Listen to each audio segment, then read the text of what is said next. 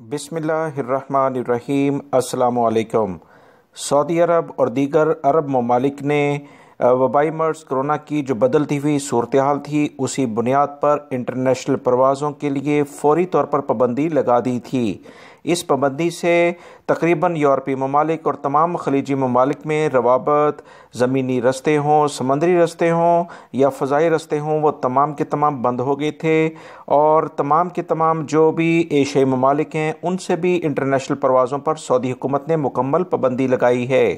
ابھی تازہ ترین جو خبر خلیجی ممالک کی جانب سے آ رہی ہے، سعودی عرب کے آس پاس کے جو ممالک ہیں مرحلہ وار انہوں نے یہ پابندی ختم کر دی ہے۔ کل سے عمان نے باقاعدہ یہ پابندی ختم کرنے کا اعلان جاری کر دیا ہے۔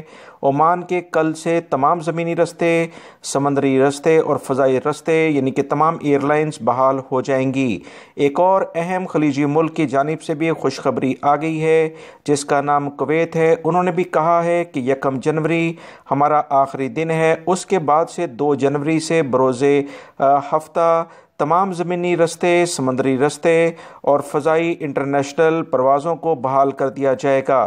لہٰذا وبائی مرض کرونا کی جو بھی صورتحال ہے اس کے باوجود خلیجی ممالک کا یہ اہم اقدام تمام تر احتیاطی تدابیر اختیار کرتے ہوئے کیا جا رہا ہے۔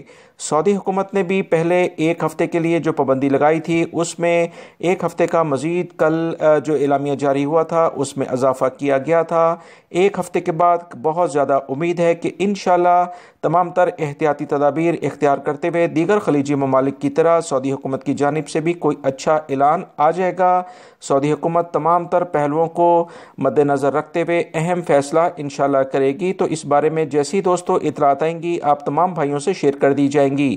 خلیجی ممالک میں بھی بہت سارے غیر ملکی افراد جیسے عمان، کویت اور یو اے ای وغیرہ میں کام کرتے ہیں، یہاں سے یہ خبریں اچھی آنا غیر ملکی افراد کے لیے ایک اچھی خوشخبری ہے جو فوراً آپ تمام بھائیوں سے شیئر کی گئی ہے۔ جیسے ہی اس بارے میں سعودی حکومت کی جانب سے کوئی اعلامیہ جاری ہوتا ہے آپ تمام بھائیوں سے شیئر کیا جائے گا۔ ویڈیو لائک کر کے شیئر بھی کیجیے گا۔ السلام علیکم۔